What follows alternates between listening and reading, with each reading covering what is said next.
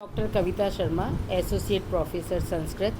विद्यार्थियों, अब तक मैंने आपको अभिज्ञान शाकुंतलम में बताया कि राजा जो है हिरण का पीछा कर रहा है और हिरण इतनी तेज़ गति में दौड़ रहा है कि राजा को वह दिखाई नहीं देता है। तो सारथी कहता है कि मैंने रथ का वेग कम कर लिया था, इसलिए आपको हिरण दिखाई नहीं दे रहा है। अब मैं रथ को तेज़ गति में कर देता हूँ। तो राजा कह रहा है कि सचमुच आपने रथ को बहुत तेज़ गति में कर दिया है कि ये जो घोड़े हैं इन घोड़ों ने इंद्र के और सूर्य के घोड़ों को भी पीछे छोड़ दिया है। तो उसी संदर्भ में श्लोक दिया है, यदा लोके सूक्ष्म व्रजति सहसा तद विपुलताम यद अर्धे विच्छिन्नम भवति कृत संधानम इव तत् प्रकृत्या यद वक्रम तदपि समरेखम नयनयो नामे दूरे किंचित क्षणमपि न पार्श्वे रथ जवात्। कि रथ का इतना तेज वेग है कि यदा लोके सूक्ष्म व्रजति, कि जो देखने में सूक्ष्म बहुत छोटी दिखाई दे रही है, वही सहसा अचानक विपुलताम तक, वही विस्तृतता को प्राप्त हो जाती है।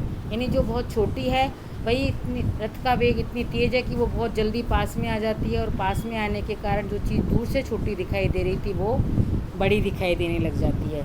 यद अर्धे विच्छिन्नम भवति कृत संधानम इव तत्, और जो वस्तु बीच से कटी हुई सी दिखाई देती है वह पास में आने से ऐसी लगती है कि वो जोड़ दी गई है।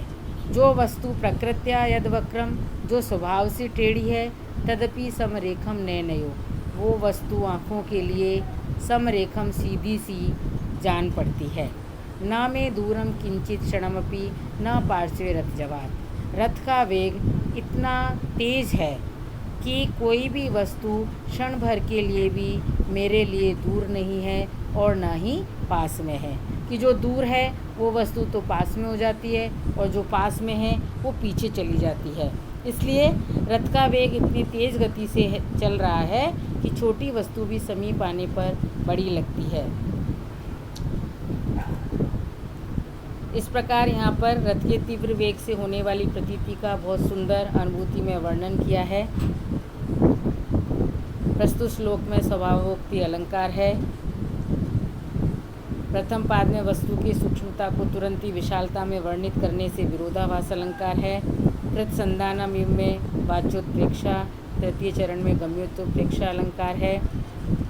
इस श्लोक में शिखरणी नामक छंद है। इसका लक्षण है रसई रुद्रेश छिन्ना यमन सब लागे शिखरणी।